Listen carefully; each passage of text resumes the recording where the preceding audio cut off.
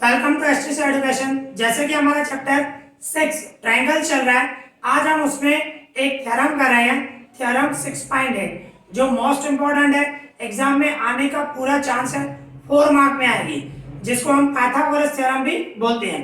तो देखो क्वेश्चन क्या है, सबसे पहले क्वेश्चन की मीनिंग समझे।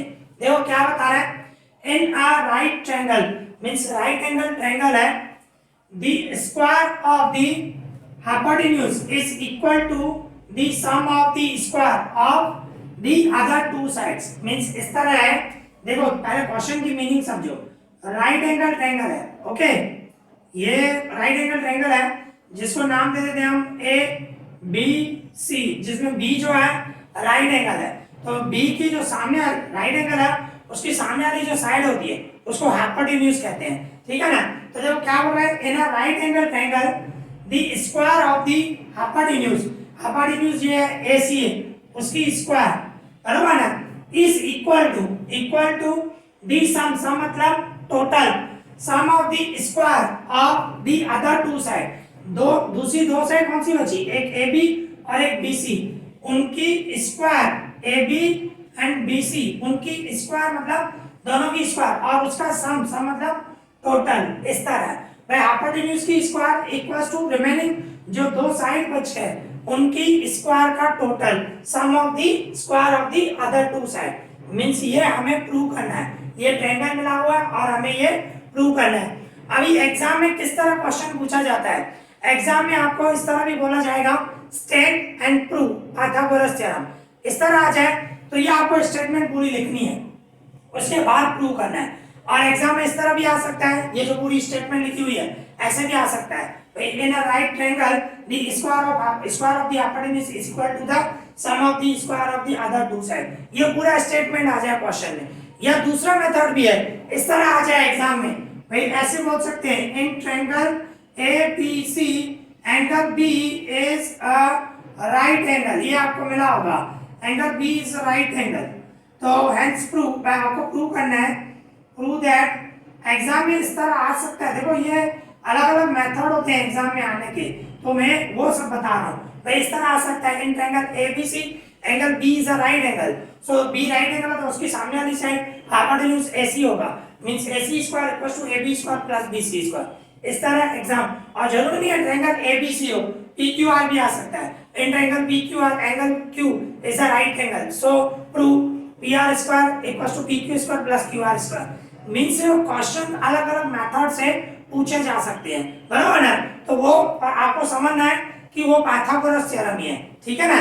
थ्योरम 6.8 आपके बुक में है, मोस्ट इंपॉर्टेंट है, एग्जाम में 4 मार्क का आता ही है मोस्ट ऑफ।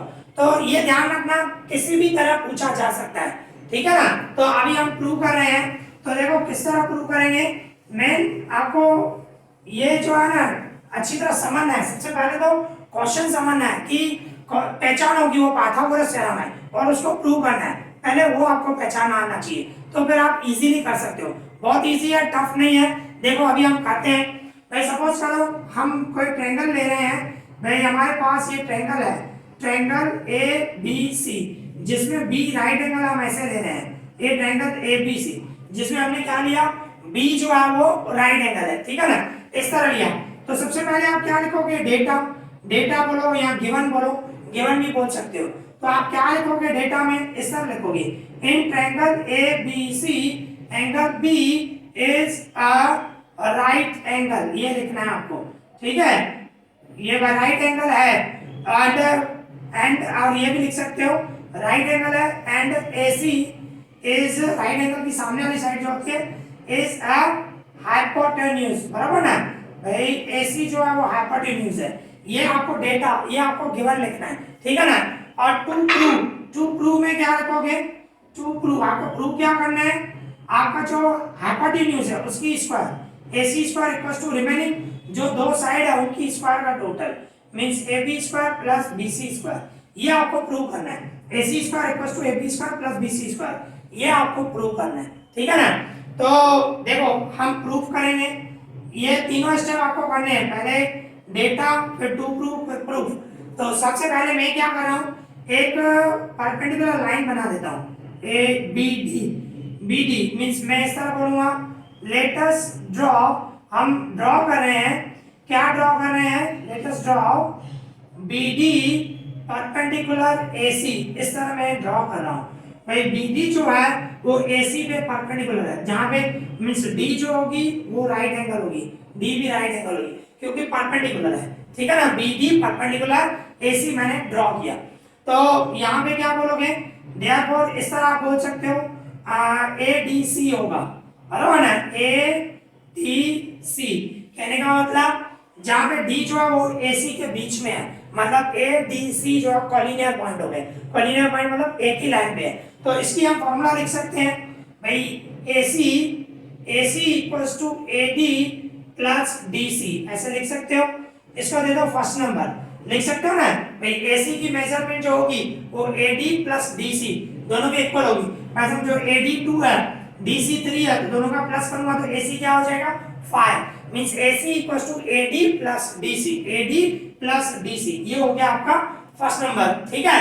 ये पहला स्टेप हुआ। दूसरा स्टेप, अभी आप क्या बोलोगे, इस तरह बोल सकते हो भाई, यहाँ पे ये जो है ना, आप ये ट्रायंगल है ADB, ये दो ट्रायंगल है ADB BDC, ये मींस इस तरह बोलूंगा मैं, ट्रायंगल ADB, देखो ध्यान देना, ADB ये वाला ट्रायंगल जो है वो सिमिलर होगा किससे, ट्रायंगल AB से, ये ट्रायंगल ABC है ना उससे सिमिलर होगा। क्यों सिमिलर होगा, ये हकीकत में एक थ्योरम है उसमें प्रूव किया गया है 6.7, मींस राइट एंगल ट्रायंगल में, अभी हमें प्रूव करने की जरूरत नहीं है, बस सिमिलर होगा हमें ऐसे लेना है, ठीक है ना। In right means in right angle triangle में अगर जो BD परपेंडिकुलर लाइन निकालो तो ये राइट एंगल, तो ADB एक ट्रायंगल बन रहा है, ये AB से सिमिलर होगा, ठीक है ना। क्यों, देखो ये प्रूव किया हुआ, हमें प्रूव करने की जरूरत नहीं है, फिर भी मैं आपको बता देता हूँ सिर्फ नॉलेज के लिए, आपको डायरेक्ट लिखना है, ठीक है ना भाई। आप सोचो ये ट्रायंगल ADB और दूसरा ट्रायंगल सोचो ABC, जिसमें एंगल D और एंगल B दोनों सेम होंगे। D जो है राइट एंगल है, इसमें B राइट एंगल है, D राइट एंगल है, इसमें B राइट एंगल है कि नहीं। और दूसरा angle A equals to angle है, आप खुद सोचो ये ट्रायंगल ADB में और ABC में एक एंगल कॉमन है ना, और दो एंगल आप देखो अकॉर्डिंग टू AA क्राइटेरियन ये दोनों ट्रायंगल जो होंगे वो सिमिलर होंगे कि नहीं। ये आपको प्रूव नहीं करने हैं, ये सब आपको मानना है कि होता है, ये थ्योरम 6.7 है, उसके हिसाब से हम बोल सकते हैं, ठीक है ना, कि ये दोनों ट्रायंगल सिमिलर होंगे, कौन से, ADB एंड ABC सिमिलर होंगे, ठीक है ना, बिकॉज ऑफ ये जो है थ्योरम 6.7 में प्रूव किया गया है। हम यहाँ पे प्रूव नहीं करेंगे, सिर्फ आपके नॉलेज के लिए मैंने आपको बताया, आपको प्रूव करने की जरूरत नहीं है, आपको डायरेक्ट लिखना है बिकॉज थ्योरम 6.7।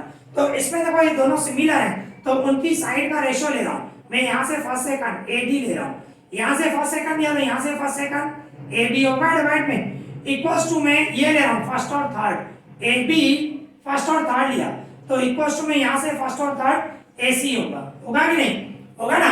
अभी देखो ध्यान देना अच्छी तरह, ये AD सेम AC डिवाइड में इधर मल्टीप्लाई में होगा AC, और ये AB उधर लेके जाओ, ये AB सेम AB और ये भी मल्टीप्लाई में लेके जाओ AB, आप खुद सोचो AB मल्टीप्लाई AB मींस क्या हुआ, AB स्क्वायर हुआ, तो AB स्क्वायर इक्वल्स टू ये मींस ऐसे लिख रहा हूं मैं, AB square equals to AD into AC, इस तरह आप बोल सकते हो।